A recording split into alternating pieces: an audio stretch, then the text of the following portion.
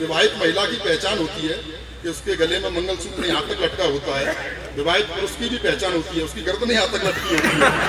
संस्कार से मुझे याद आ गया, सच्ची घटना है, कोई जोक नहीं है। पिछले दिनों संजय दत्त को जेल से जल्दी छोड़ दिया था। मेरा एक 12-13 साल का भतीजा है, टीवी पे खबर देख के उसने कहा चाचा इसे जल्दी क्यों छोड़ दिया। मैंने कहा बेटा इसके जेल में आचार व्यवहार संस्कार बहुत अच्छे थे। बोले अच्छा आसाराम बापू जेल में भी नहीं मानने क्या। मेरा बहुत शानदार परिचय दे दिया। डॉक्टर कुमार विश्वास जी ने, मेरे बड़े भाई हैं, कि आगरा से आया है, मोटा हो गया है, बहुत प्रेम करते हैं और वही प्रेम है इनका और मेरा जो आजकल इनका केजरीवाल के साथ चल रहा है। तो थोड़ा आनंद लीजिएगा। हम और डॉक्टर कुमार विश्वास इकट्ठे जवान हुए, इसमें हंसने की क्या बात है। हम और डॉक्टर कुमार विश्वास इकट्ठे जवान हुए, वो बात अलग है कि जवान हो गए और मैं इकट्ठा। तो मैंने भी प्रयास किए थे इनकी तरह प्रेम की कविताएं लिखूं, लेकिन वो अपने से हुआ नहीं, क्योंकि मेरा मानना ये प्रेम की जो कविताएं हैं वो कोई खास बात है नहीं। वो कॉलेज टाइम में जो कुछ हरकतें की गई होती हैं उसका काव्यानुवाद है। और कॉलेज तो मैं भी जाता था, लेकिन मैं पढ़ने जाता था। अच्छा, 3-4 पढ़े लिखों ने ताली बजाई। तो ऐसा नहीं कि प्रेम में सब कुछ ठीक ठाक चलता जैसा ये बताते हैं। पता नहीं होता आदमी को कब किस स्थिति में हो जाए। हो सकता है इनको दिखी हो प्रेम का कि नीली नीली आंखें, तो वैसा लिख दिया। मुझे तो उसके बाद की लाल पीली पहले ही दिख गई थी। अच्छा, बहुत अच्छा माहौल बना हुआ है, बहुत प्रेम से आप सुन रहे हैं। मैं थोड़ी देर के लिए इस माहौल को बिगाड़ना चाहता हूँ, आनंद लाना चाहता हूँ। पता नहीं होता आदमी किस मानसिकता में साहब, और पता नहीं कविता में कौन कितना समझता है, कविता कैसे सुनी जाती है, आप कैसे सुनेंगे पता नहीं है मुझे। पिछले दिनों में डॉक्टर कुमार विश्वास हर जगह जाते हैं, मुझे साथ ले जाते हैं, और आजकल तो इनके साथ में VIP व्यवस्थाएं मुझे मिलती हैं। कमांडो आ जाते हैं, बाउंसर आ जाते हैं, घेरा बनाओ। मैंने कहा भैया इनका बनाओ, मेरा तो बना हुआ है। पिछले दिनों अमेरिका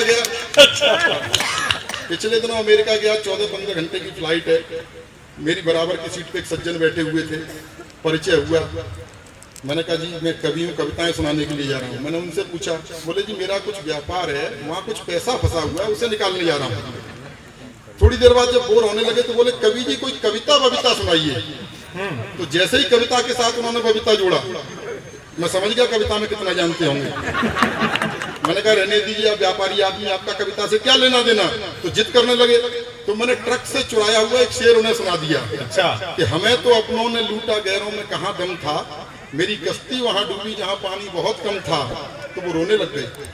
मैंने कहा शायद ज्यादा चोट खाए हुए, हो सकता है GST के पिटे पिटाए। 2-3 घंटे की नींद मैंने निकाली, 2-3 घंटे की उन्होंने निकाली। अचानक कंधा झकझोर के उन्होंने मुझे उठाया, बोले कवि जी ये बताओ बाद में वो कश्ती निकली या नहीं निकली। कविताएं ऐसे भी सुनी जाती हैं, ऐसे भी समझी जाती हैं। आज आपने बहुत अच्छी टीम बुलाई है, डॉक्टर कुमार विश्वास जी को बुलाया, आप उन्हें सुनेंगे ही। और मैं आपका धन्यवाद देना चाहता हूँ कि आपने आज कोई वीर रस का कवि नहीं बुलाया है। वीर रस का कवि आप, हाँ भैया पेमेंट देने आया, ये कुछ खाने पीने का आराम से रख दो, कोई बात नहीं। मेरा उधर रख देना, उससे कोई हाथ नहीं लगाए। ब्राह्मण आदमी हूँ मैं, काफी इन्होंने डिमोरलाइज कर दिया खाने पीने की चीज पीछे लाके। तो पता नहीं होती है वीर रस का कवि, ऐसा नहीं कि रस कोई खराब होता है, रस सारे अच्छे होते हैं, पर हमारे वीर रस का कवि क्या होते हैं, भावुक हो जाते हैं। पता नहीं होती आदमी वो क्या होता है। बहुत से कवि आते हैं, बहुत कठिन शब्दों का प्रयोग करते हैं और चिल्ला के सुना देते हैं, आप डर के मारे ताली बजाते हैं। पिछले दिनों एक कवि को सुनता था, बात कुछ नहीं थी और तालियां बज रही थी। क्या चमत्कार पैदा करता है। कह रहा था अंधकार के घोर तिमिर में, बात एक ही लेकिन भाई लगा हुआ है। अंधकार के घोर तिमिर में घना अंधेरा छाया है, अंधकार के घोर तिमिर में घना अंधेरा छाया है, सूरज निकला भोर हो गई चलो सवेरा आया। ऐसी कविताएं की आने लगी। गिरावट का दौर चारों तरफ है, ऐसा नहीं कि हम जिन पर व्यंग कर रहे हैं उन्हीं उसी तरफ है। पता नहीं होती आदमी किस मानसिकता में और इतने जोश में होता है बिजनेस का कभी। पिछले दिनों एक ने तो बड़ी ऊंची छोड़ दी, बोला चिल्ला के, बोले पाकिस्तान तेरी छाती पर इंच इंच पर तिरंगा गाड़ देंगे। मैंने कहा भाई इसमें थोड़ा गैप कर ले, भाई इंच पे गाड़ने के लिए निकलेगा कहाँ से? तो कोई तर्क वर्क नहीं होता। मैं थोड़ा आपको आनंद देना चाहता हूँ। मैं भी चाहता था प्रेम की कविताएं लिखूं, लेकिन वैसा हुआ नहीं। मैं बहुत सरल लिखता हूँ, जैसा मैंने बताया। मैंने भी प्रयास किए कोई प्रेमिका हो, लेकिन मेरे साथ क्या हुआ, अखियां लड़ गई। वाह नहीं, परिणाम सुनो। अखियां लड़ गई, एक पल्ले पड़ गई, बात बढ़ गई, दिमाग को चढ़ गई, मेरी जिंदगी में एक कहानी और गढ़ गई। इजहार किया तो 3-4 जड़ गई, महीनों की आशिकी मिनटों में झड़ गई। समझ रहा हूँ काफी लोटे टुटे लोग बैठे हैं, अभी तक तो अनुशासन में थे, अब निकल रहा है धीरे धीरे उनका भाग। पता नहीं होती क्या क्या स्थितियां हो जाती हैं साहब। इन्होंने प्रेम के मुक्तक लिखे, मैंने कुछ तुक्तक लिखे हैं। तुक्तक? हाँ।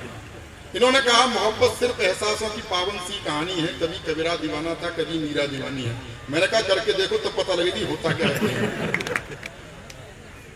मोहब्बत सिर्फ खर्चों की बड़ी लंबी कहानी है। पीछे तो चीख रहा है, ऐसा बजट बिगड़ा हुआ भाई का। मोहब्बत सिर्फ खर्चों की बड़ी लंबी कहानी है, कभी पिक्चर दिखानी है, कभी साड़ी दिलानी है। मास्टर रोज कहता है कहाँ है फीस के पैसे, मास्टर रोज कहता है कहाँ है फीस के पैसे, उसे समझाऊं मैं कैसे, मुझे छोरी पटानी है। बहुत बढ़िया। अलग अलग तरह के चेहरे दिख रहे हैं। जिन लोगों की हो गई है उनका तो मैं कुछ कर नहीं सकता। जैसे विवाहित महिला की पहचान होती है कि उसके गले में मंगलसूत्र यहाँ तक लटका होता है, विवाहित पुरुष की भी पहचान होती है, उसकी गर्दन यहाँ तक लटकी होती है। आइए मैं जिस तरह की कविताएं लिख रहा हूँ, एक दो व्यंग्य छलकाओं से आपको जोड़ना चाहता हूँ। तमाम समस्याएं देश में, रोजगार की समस्या को रेखांकित करना चाहता हूँ। पूरे देश की नहीं, पूरे विश्व की समस्या है। सेना की भर्ती की लाइन में खड़े बूढ़े को देखकर, सेना की भर्ती की लाइन में खड़े बूढ़े को देखकर ऑफिसर गरमाया। उसने बूढ़े से कुछ इस तरह फरमाया, बुड्ढे शमशान प्रतीक्षा कर रहा है और तू सेना में भर्ती हो रहा है, क्या दिमाग में कीड़े पड़े हैं? तो बूढ़े का जवाब था, नंबर आते आते बूढ़े हो गए तो हम क्या करें, लाइन में तो जवानी से खड़े। बहुत धन्यवाद। एक व्यंग्य का टुकड़ा और आप तक पहुंचाना चाहता हूं। कलाम साहब की स्मृतियों को नमन करना चाहता हूं। कलाम साहब जब राष्ट्रपति बने उस समय देश से तरह तरह की प्रतिक्रिया और बधाइयां लोगों ने भेजी। मैंने मस्ती में एक बात कही, बात आप तक पहुंच जाए तो आपका प्यार चाहूंगा कि धन्य हो अब्दुल कलाम भाई, अपना भी ले लो सलाम भाई। आपने जो मिसाइल बनाई युद्ध में तो नहीं, प्रदेश की राजनीति में बहुत काम आई। वाह वाह वाह वाह वाह, बहुत अच्छे। धन्य हो अब्दुल कलाम भाई, अपना भी ले लो सलाम भाई। आपने जो मिसाइल बनाई युद्ध में तो नहीं, प्रदेश की राजनीति में बहुत काम आई। उसी की बदौलत आप राष्ट्रपति बने। काश हम भी आपकी तरह निर्विवादित होते, काश हम भी आपकी तरह निर्विवादित होते तो इस देश की असंतुलित राजनीति के समाधान होते। अगर एक कट्टा ही बना लिया होता तो किसी न किसी गांव के प्रधान होते। एनसीएल को बहुत बहुत बधाई देना चाहता हूं कि उन्होंने हिंदी का कवि सम्मेलन कराया, कवि बुलाए, वरना जितना आजकल डॉक्टर साहब लेते हैं उतने में कुछ भी करा सकते थे। रॉक पॉप तमाम तरह की चीजें चल रही हैं। कहीं न कहीं आप भारतीय संस्कारों को जिंदा रखे हुए हैं, भारतीय संस्कृति को जिंदा रखे हुए हैं। भारतीय संस्कृति पर पाश्चात्य संस्कृति जो प्रहार कर रही है उसको रेखांकित करते हुए मैंने एक गीत लिखा है। उसकी भूमिका में बताना चाहता हूं कि एक संस्कारवान किसान का बेटा पढ़ने के लिए विदेश चला गया और वहां उसका प्रेम एक मॉडर्न लड़की से हो गया जो पूरी तरह पाश्चात्य रंग में रची बसी थी। और रची बसी क्या थी, लिपि पुती थी। कुछ दिनों बाद उसे लगा कि इसके साथ मेरा निर्वहन नहीं हो सकता, इसके साथ नहीं निभ सकती। तो उसने उसे पत्र लिखा कि मैं तुम्हें प्यार नहीं दे पाऊंगा। और क्यों नहीं दे पाऊंगा, सारे तर्क उसने उसमें लिखे। एक बार तालियां बजा करके माहौल बना दीजिएगा। क्यों नहीं दे पाऊंगा। वो कंप्यूटर युग की छोरी, वो कंप्यूटर युग की छोरी, मन की काली तन की गोरी, किंचित अपनी बाहों का गलहार नहीं दे पाऊंगा। करना मुझको माफ, मैं तुमको प्यार नहीं दे पाऊंगा। वो कंप्यूटर युग की छोरी, बहुत अच्छे, वाह। क्यों नहीं दे पाऊंगा, तर्क सुनिए। कि तुम फैशन टीवी सी लगती मैं संस्कार का चैनल हूँ। तुम फैशन टीवी सी लगती मैं संस्कार का चैनल हूँ। तुम मिनरल वाटर की बोतल में गंगा का पावन जल हूँ। तुम करो गाड़ियों की मांगे में पाँव पाँव चलने वाला। तुम हैलोजन सी जलती हो मैं दीपक सा जलने वाला। तो चमक दमक वाला तुमको संसार नहीं दे पाऊंगा। करना मुझको माफ मैं तुमको प्यार नहीं दे पाऊंगा। यू कंप्यूटर यू की चोरी। ताली वाली बजाते रहिए। तो यादाराम बापू की कथा नहीं हो रही है। तो संस्कार से मुझे याद आ गया, सच्ची घटना है, कोई जोक नहीं है। पिछले दिनों संजय दत्त को जेल से जल्दी छोड़ दिया था। मेरा एक 12-13 साल का भतीजा है। टीवी पे खबर देख के उसने कहा चाचा इसे जल्दी क्यों छोड़ दिया। मैंने कहा बेटा इसके जेल में आचार व्यवहार संस्कार बहुत अच्छे थे। बोले अच्छा आसाराम बापू जेल में भी नहीं मानने क्या। आनंद नहीं दिया कि तुम क्लॉक लड़की मॉडलिंग करती है कि तुम रैंप पर देह दिखाती हो मैं संस्कार को जीता हूँ। तुम रैंप पर देह दिखाती हो मैं संस्कार को जीता हूँ। जब तुम्हें देख सीटी बजती मैं घूंट लहू का पीता हूँ। तुम सदा स्वप्न में जीती हो मैं हूँ यथार्थ जीने वाला। तुम जाम टकीला पीती हो मैं हूँ मट्ठा पीने वाला। फास्ट फूड भी मैं तुमको हर बार नहीं दे पाऊंगा। करना मुझको माफ मैं तुमको प्यार नहीं दे पाऊंगा। कंप्यूटर युग की छोरी। और तब सुनिए कि तुम क्लॉक अलार्म से न जगो मैं कॉक बांग से जगता हूँ। तुम क्लॉक अलार्म से न जगो मैं कॉक बांग से जगता हूँ।